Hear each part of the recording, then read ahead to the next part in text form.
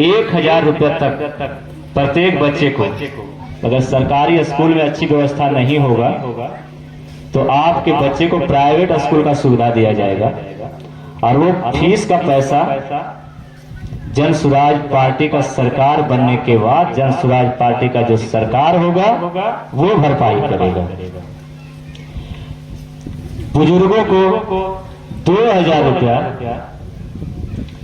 वृद्धाप्य pension के रूप में दिया जाएगा। उसमें 3 लोग शामिल होते हैं,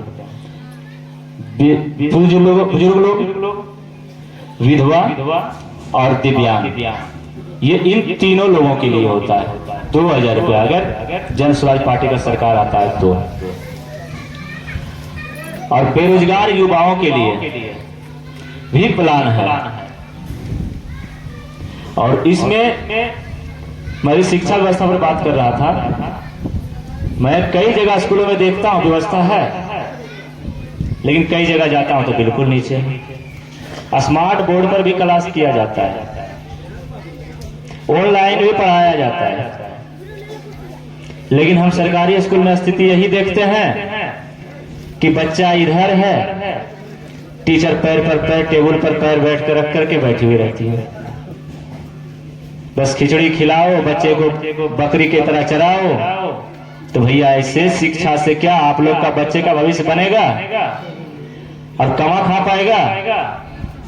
सरकार तो चाह रही है कि आपका बच्चा अनपढ़ गवार रहे, ताकि हम जो है उस पर शोषित करते रहें और रसीद कटाने के नाम पर, जमाबंदी के नाम पर, पटबंदी के नाम पर कागज लेके आएगा, कागज दिखाएगा, 500 रुपया यहाँ जमा करो, 3 दिन के बाद आना ले जाना। जहाँ 3 रुपया खर्चा नहीं है। अभी आवासीय बनाने के लिए जाते हैं तो 200 रुपया ले लेता है, 2 रुपया खर्चा नहीं है। यही सब के लिए प्रशांत जी बिहार बदलाव चाहते हैं। एक बार ऑनलाइन कीजिए, आपको मिल जाएगा, कहीं पर भी निकाल लीजिए, किसी को देने का जरूरत नहीं। अभी ऑनलाइन करने के बाद भी जब तक वहां जाकर के नहीं देते हैं दक्षिणा, तब तक हमको प्रसादे नहीं दिया जाता है भाई। जो भी बनाने के लिए जाते हैं हमें बता दीजिए, जब तक वहां नहीं जाइएगा तब तक आपको देगा नहीं। तो यही सब बदलाव के लिए जो है ये कर रहे हैं। वो अपने लिए नहीं कर रहे हैं, वो आप सबके छोटे छोटे बच्चों के लिए। जैसे आप लोगों ने एक बार बोला था कि हम नीतीश कुमार को या प्रधानमंत्री नरेंद्र मोदी को लाएंगे तो आज दिखे या ना दिखे 5 साल बाद दिखेगा। उसी प्रकार से प्रशांत जी का भी है, आज दिखे या ना दिखे 5 साल के बाद भी दिखेगा, लेकिन दिखेगा। लेकिन आप लोग जिस तरह से प्रशांत जी को सुन रहे हैं ना मोबाइल के माध्यम से, और हमको तो लगता है कि आप लोग प्रशांत जी का विजन को इसी वर्ष पूरा करेंगे 2025 में ही, क्योंकि बहुत ज्यादा लोगों की संख्या में यहाँ पे नहीं पहुंचे हैं वो एक अलग बात है, लेकिन घर में उनको सुनने वाले बहुत ज्यादा की संख्या में हैं। तो इसलिए मैं अब आप लोगों से कुछ स्वास्थ्य सेवा पर बोलना चाहता हूं।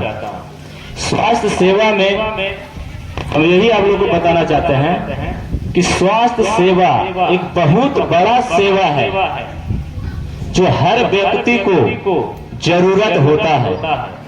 यहाँ पर कोई ऐसा बच्चा से लेकर के बुजुर्ग तक नहीं होंगे जिसको स्वास्थ्य का समस्या का समाधान करने की जरूरत नहीं होगा।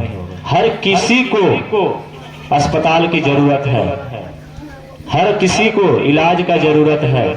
आज के डेट में जब से बच्चा प्रेगनेंसी में रहता है तब से ही उस बच्चे का और उस माँ का ख्याल रखना पड़ता है। उसके लिए हमें एक अस्पताल जाना पड़ता है, और उस अस्पताल का हालत इतना बदतर है जिसको आप सब लोग सोच भी नहीं सकते हैं। अभी 2 महीना पहले जमुई का सदर अस्पताल में मैंने देखा, एक न्यूज चैनल पर रहा था, 9 महीना का प्रसव उनका पीड़ा हो रहा था, दूसरे फ्लोर पर शिफ्ट करना था। उस महिला को गोद में उठा करके ले गया था, सिर्फ उनका पति ही। क्या वहाँ पे सुविधा नहीं है? 4 मंजिल का आपने मकान बना दिया, अस्पताल बना दिया, और आपके पास वहाँ तक पहुँचाने के लिए सुविधा नहीं है। अब बताइए उसको कौन बनाएगा? आप बनाइएगा? हम और आप तो अपना घर सही से नहीं बनवा पा रहे हैं, और अस्पताल कैसे बनवा लेंगे? तो ये सुविधा सरकार ही कर सकती है ना। जो यहाँ की विधायक है, जो यहाँ के सांसद हैं, जो यहाँ के मुख्यमंत्री हैं, यही इस समस्या का समाधान कर सकते हैं, लेकिन नहीं कर रहे हैं। अब बताइए, उस एक छोटी सी समस्या के कारण उस महिला का बच्चा का डेथ हो जाता है पेट में। 13 साल बाद उस महिला का प्रेगनेंसी रुका था, बच्चा रहा था। अब बताइए, जिस परिवार में इतना बड़ा घटना होगा, उस परिवार तो रो रो कर बुरा हाल हो जाएगा, किसी का भी परिवार हो। ये हमारा सदर अस्पताल का हालत है। वहाँ आज के डेट में भी किसी प्रकार का सुविधा नहीं है, सिर्फ दीवार खड़ा है अस्पताल के नाम पर। वहाँ के जो डॉक्टर बैठे हुए होते हैं, उनका प्राइवेट से क्लिनिक चलता है। आशा दीदी जाती है और पीछे से जाकर के कहती है, दीदी इसको पेट में दर्द हो रहा है, दर्द हो रहा है तो प्राइवेट में चले जाएंगे। किस लिए कहते हैं? आप कुछ रहे हैं, इसलिए कहा जाता है कि दोनों का कमीशन बना हुआ होता है। वहाँ 5000 आपका, 5000 उनका। पहले से बेचारी महिला दर्द से पीड़ा रहती है, उनको तो लगता है किसी प्रकार से हमारी डिलीवरी हो जाए, लेकिन वो उस समय कुछ नहीं सोचती है। चलिए कह रहे हैं तो डॉक्टरनी भी आती है, वही डॉक्टरनी आती है जो वहां भी आपका इलाज कर रही है। देखिए आपका यहाँ नहीं होगा, लेकर के चलिए ना, वहां पर हो जाएगा। अगर आप पूछ लीजिएगा कि यहाँ पर भी आप ही रहिएगा, वहां पर कौन डॉक्टर रहेंगे, तो बड़ा कस के गुस्सा करके कहेंगे, आपको कह रहे हैं लेकर के चलिए, कुछ भी हो जाएगा, हमारा जिम्मेवार नहीं है। ऐसे बोलती है डॉक्टरनी, और वही डॉक्टरनी फिर दूसरे हॉस्पिटल में जाकर के आपका ही इलाज वही डॉक्टरनी वहां करती है। 20,000 25,000 रुपया फीस लेकर के। क्या फीस आपके पैसे से मिल रहा है उनको तनख्वाह, और आपसे फिर वहां जाकर के लूट रही है। क्या वो महिला का ऑपरेशन सदर अस्पताल में हो सकता था कि नहीं हो सकता था? उसी डॉक्टर के द्वारा, लेकिन उसको भी वो नहीं करना चाहती है। क्यों? भ्रष्टाचार है, पैसा बनाना है उनको, लूट मचाना है गरीब की जनता से। क्योंकि हम गरीब जनता भोले वाले हैं, और इसी को जो है हमारी बिहार सरकार अनपढ़ रखना चाहती है, इसीलिए कि हम लूटें और जो हमारे शासन प्रशासन है वो भी लूटे। अभी जो दारूबंदी के नाम पर जो लूट मची हुई है, क्या है आप लोग जानते हैं? आपके गांव से भी कई ऐसे गरीब होंगे जिनका अभी बेल नहीं हुआ होगा, कई लोग होंगे। बलजबरी पिला करके भी सुहाया जाता है। बताइए, इसे भ्रष्टाचार नहीं है तो क्या है? बेचने वाले क्यों को पकड़ाते हैं? पीने वाले रोज 50 को पकड़ा जाते हैं। अगर बेचने वाले 50 को रोज पकड़ाएंगे तो बिकना बंद हो जाएगा।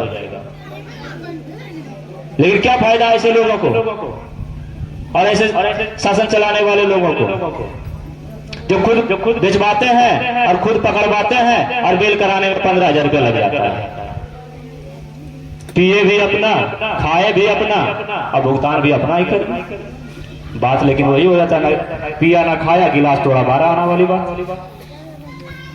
तो ये सब बदलाव की ओर लेके जाइए। प्रशांत किशोर की बातों को जो है मोबाइल के माध्यम से सुनते रहिए, और बिहार बदलाव में आप लोग सहयोग कीजिए।